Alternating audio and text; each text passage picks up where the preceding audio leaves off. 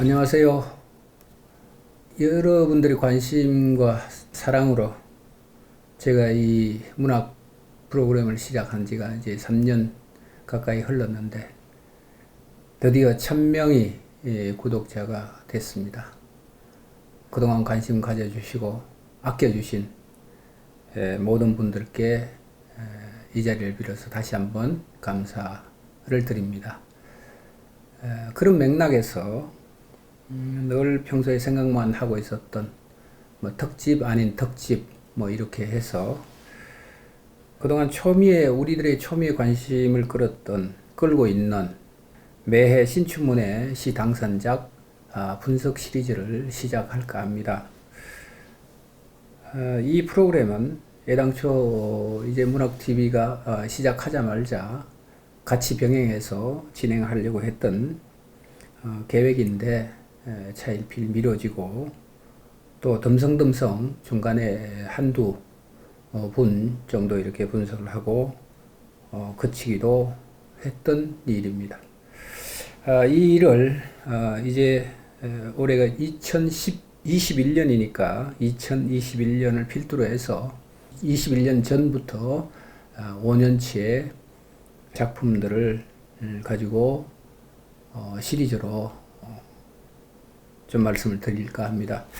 자, 우선 전제에서 말씀드리고 싶은 것은 시라는 것은 읽는 독자들의 생각과 이런 것들로 인해서 굉장히 다양하게 해석이 될 수 있습니다.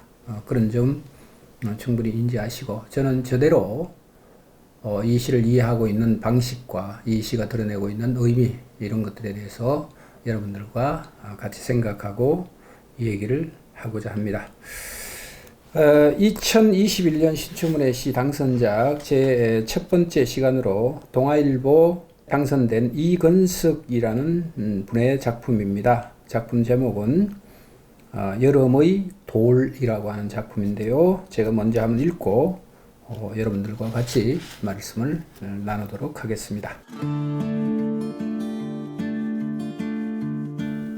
여름의 돌, 이건석.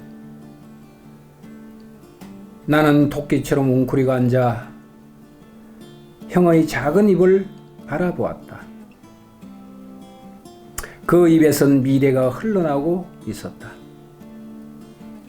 형한테선 지난 여름 바닷가 냄새가 나. 이름을 모르는 물고기들 몇 마리 그 입 속에 살고 있을 것만 같다.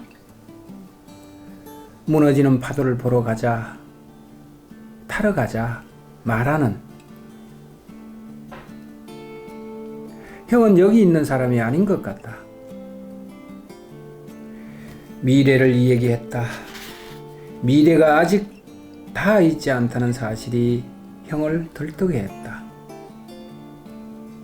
미래는 돌 속에 있어 우리가 아직 살아보지 못한 이야기가 번져 있어. 우리가 미래로 가자.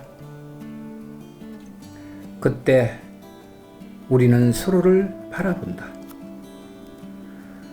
그동안 우리는 몇 번 죽은 것 같아. 여름 계속 쌓아올린 돌 속으로 우리가 자꾸만 죽었던 것 같아.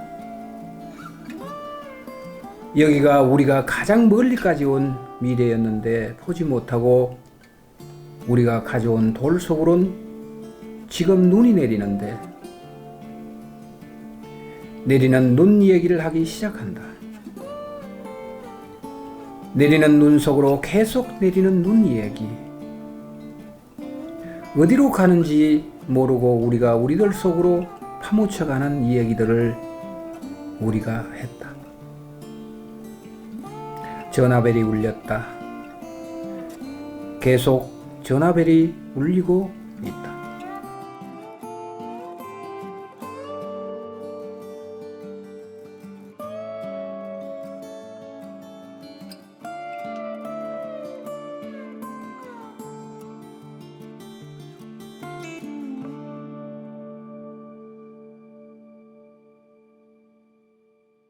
자, 이것이 이제 올 2021년 신춘문예 동아일보에 당선된 작품입니다. 많은 사람들이 신춘문예에 대해서 여러 가지 의견들을 갖고 있습니다. 너무 어렵다. 또는 무슨 소리를 하는지 모르겠다. 근데 왜 이런 작품들이 당선이 된지 모르겠다. 부터 시작해서 또 일부에서는 아주 좋은 작품이다. 다양하게 자기 의견들을 이렇게 내놓는 것을 봅니다. 근데 제가 최근에 그 신춘문예 작품들을 전부 다 망라하면서 느낀 생각은 얼마 전까지 한 5년 전, 10년 전까지만 하더라도 신춘문예라고 하면 우리가 실험적이고 뭐라 그럴까요? 새로움에 대한 작가를 또는 시인을 발굴하는데 포커스가 맞춰져 있지 않았는가 이런 생각을 하게 됐습니다.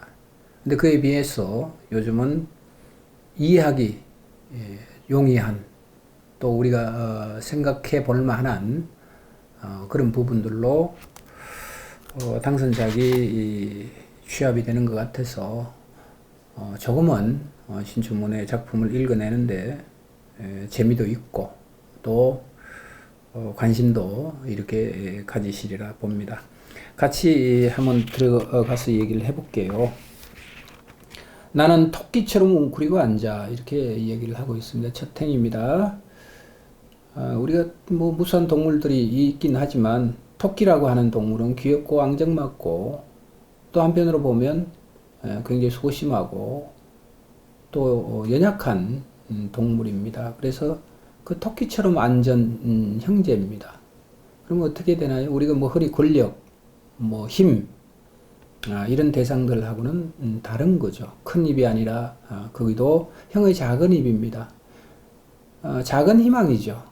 우리가 어떻게 좀 살았으면 좋겠다. 그것은 개인의 작은 희망이기도 하고요. 또 한편으로는 우리 모두가 가지고 있는 희망이기도 합니다. 그래서 그 입에선 미래가 흘러나오고 있었다 이렇게 얘기를 하고 있는데 아마 이 화자는 전제하기를 현실을 우리가 만족하지 못한 또는 현실을 극복하고 더 나은 미래로 에 펼쳐지는 세상에 대한 동경 이런 것들을 얘기하고 있는 것이 아닌가 이런 생각이 들고요. 형 입에서 그 미래가 흘러나오고 있었다는 것은 형이라고 하는 대상을 통해서 미래를 설정하고 있고 그 미래는 아주 밝은 또는 이 현실과는 다른 어떤 세계성이 있을 것이다. 또는 그것을 펼쳐 보이고 있다. 이렇게 얘기를 하고 있습니다. 형한테선 지난 여름 바닷가 냄새가 나 이렇게 얘기를 해요. 자, 지난 여름 바닷가라고 하면 그냥 바닷가가 아니고 지난 여름 바닷가의 냄새가 납니다. 무슨 얘기냐면 형에게서는 두 가지 양가성을 갖고 있죠. 현실적인 문제와 미래를 꿈꾸는 그 세계성에 대한 부분들을 형은 공히 내포를 하고 있었던 것 같습니다.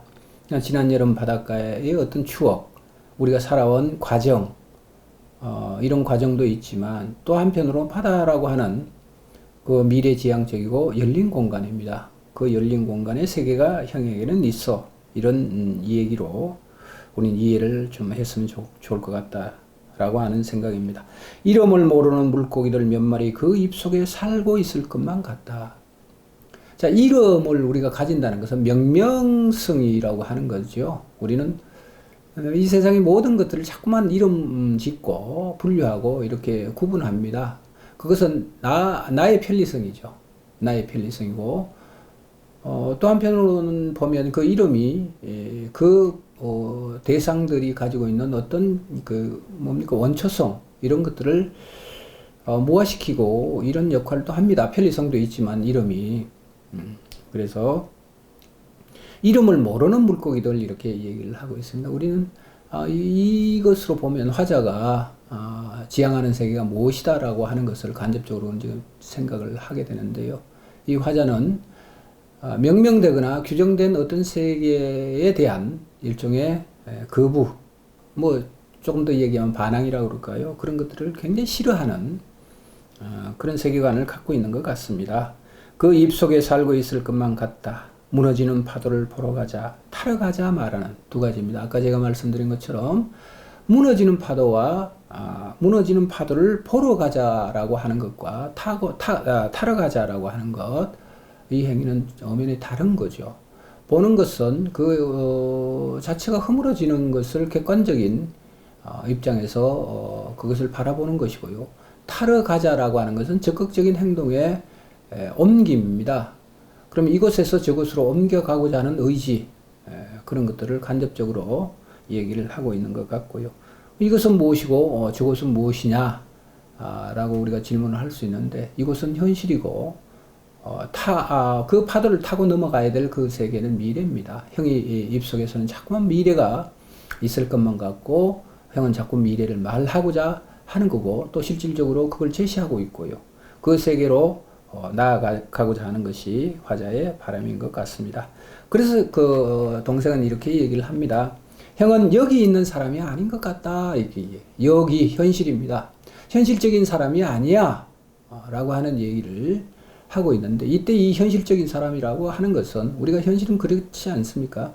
모든 것들이 현실성이 부여되면 그 현실성이라는 것은 또 한편으로 보면 내 마음대로 되지 않는 거죠. 내 꿈대로 또는 내 생각대로 되지 않는 것들입니다.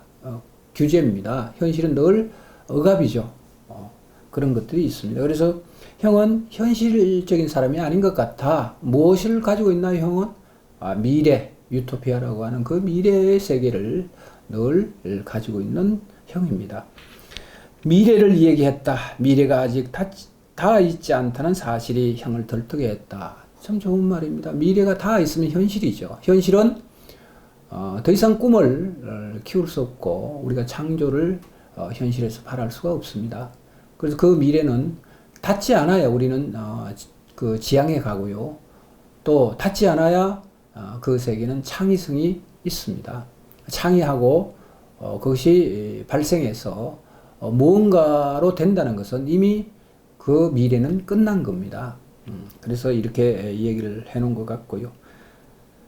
미래는 돌 속에 있다라고 얘기를 합니다. 돌은 현실이 아니죠. 돌 속에 있는 세계는 영원히 닿지 않는 세계. 영원히 닿지 않는 세계인가요? 우리가 내일을 꿈꾸는 그 미래에 대한 세계입니다. 그 세계는 우리들로 하여금 꿈에 부풀게 하고, 또 그 힘을 내게 하고, 또 기대를 하게 하는 세계입니다. 우리가 아직 살아보지 못한 얘기가 번져 있다라고 얘기를 하고 있습니다. 우리가 아직 살아보지 못한, 살아본 세계는 어떤가요? 이 현실이죠. 살아보니까 어떻던가요, 여러분들은? 이 현실이 굉장히 아름답고 좋아 라고 하는 사람도 있겠지만, 대다수의 사람들은 이 현실보다는 다가올 미래에 대한, 앞으로의 세월에 대한, 또는 시간에 대한 기대를 갖고 있습니다. 번져 있어 우리가 미래로 가자, 이렇게 얘기를 하고 있습니다. 현실이 늘, 아까도 제가 말씀드렸지만, 억압적 기제로 우리들의 생각들, 이런 것들을 속박하죠. 억압합니다. 그래서 미래로 가자, 이렇게 얘기하고요. 그때 우리는 서로를 바라본다. 일종의 이게 의기투합이고요. 그 의기투합은 미래에 대한 어떤 기대죠. 이런 것들을 동시에 갖고 있습니다. 동시성입니다. 이런 것들이. 그동안 우리는 몇 번 죽은 것 같아.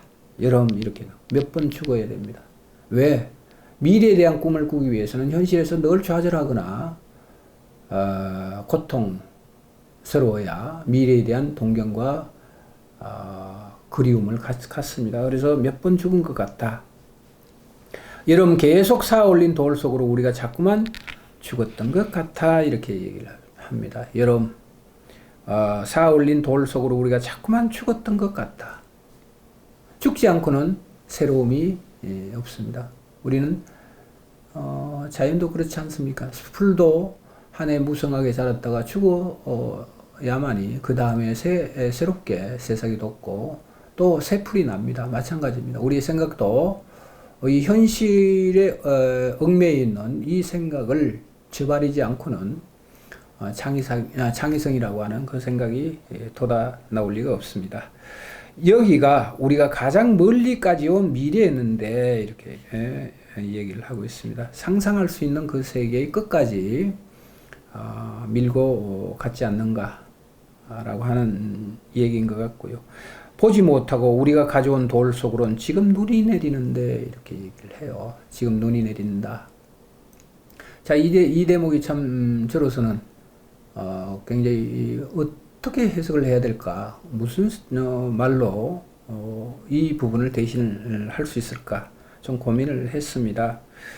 자, 현실적이지 않죠. 돌 속으로 눈이 내린다라고 하는 것은 현실에서는 뭐든지 우리가 감각적으로 인지하고 알 수 있는 어떤 것이지만 돌 속에서 눈이 내리는 것은 우리가 알 수 없는 세계입니다. 그럼에도 불구하고 내리는 눈 얘기를 하기 시작합니다. 이 형제는 그것은 미래에 대한 얘기겠죠. 내리는 눈 속으로 계속 내리는 눈 얘기를 하고 있습니다. 그럼 이 형제들은 현실적인가요? 비현실적인가요? 비현실적이지만 그 비현실성의 세계는 이 형제들에게 꿈과 희망을 내포하고 있는 세계입니다. 그래서 내리는 눈 얘기를 계속하고 있습니다. 어떻게 내리고 있는 눈인가요? 돌 속에서 내리는 눈입니다. 돌 속에서 내리는 눈 얘기를 계속함으로 인해서 이 형제는 또는 화자는 미래에 대한 동경 또는 미래 세계에 대한 그 창의성, 창조성 이런 것들에 대해서 포기하지 않는 모습을 보일 수 있고요. 그럼에도 불구하고 어디로 가는지 모르고 우리가 우리들 속으로 파묻혀가는 얘기들 이렇게 얘기를 합니다. 우리가 했다 이렇게 얘기해요. 자, 우리가 우리들 속으로 파묻혀가는 우리들이 누군가의 형과 화자죠. 이 시에서 등장하고 있는 형과 화자입니다. 그 우리들 얘기 속으로 파묻혀 가는 얘기들을 우리가 했다 이렇게 합니다. 그것은 뭔가 현실이 배제된 이 형제들만이 또는 화자만이 꿈꾸고 동경하는 그 세계의 얘기를 계속했다 이런 얘기입니다. 근데 마지막에 이렇게 나와요. 전화가 울렸다. 계속 전화벨이 울리고 있다 이렇게 얘기를 하고 있습니다. 이건 뭔가요? 현실입니다. 우리는 현실을 되돌아올 수밖에 없는 필연적인 귀결입니다. 이것이 이제 화자가 바라보고 있는 현실과 미래 또는 현실의 창의성이 또는 창조성이 죽어버린 이 현실과 미래에 다가올 창조, 원초라고 해도 되나요? 원초성, 시로 얘기하면 원초성이겠죠. 그런 세계가 돋아나는 미래에 대한 얘기를 지금 잘 버무려서 우리들에게 얘기해 놓은 시가 여름의 돌, 이건석이라는 분의 작품이 아닌가 이런 생각을 합니다. 자, 첫 시간에 설명이 어떻게 여러분들께서는 좀 만족을 하셨는지 모르겠습니다. 제가 이 프로를 하면서 늘 생각하고 망설이는 이유는 제 한계성 때문에 그렇습니다. 여러분들에게 조금 더 좋은 정보 또는 좋은 해설 이런 것들로 인해서 여러분들이 잘 이해를 하셨으면 좋겠는데 저도 아직 공부 중이고 진행 중이고 그렇게 합니다. 그럼에도 불구하고 최선을 다해서 여러분들과 이 시간을 통해서 시에 대한 이해 이런 것을 좀 갖고자 합니다. 자, 오늘은 여름의 돌 이건석 시의 작품을 가지고 얘기했습니다. 다음 시간에 다시 뵙도록 하겠습니다. 감사합니다.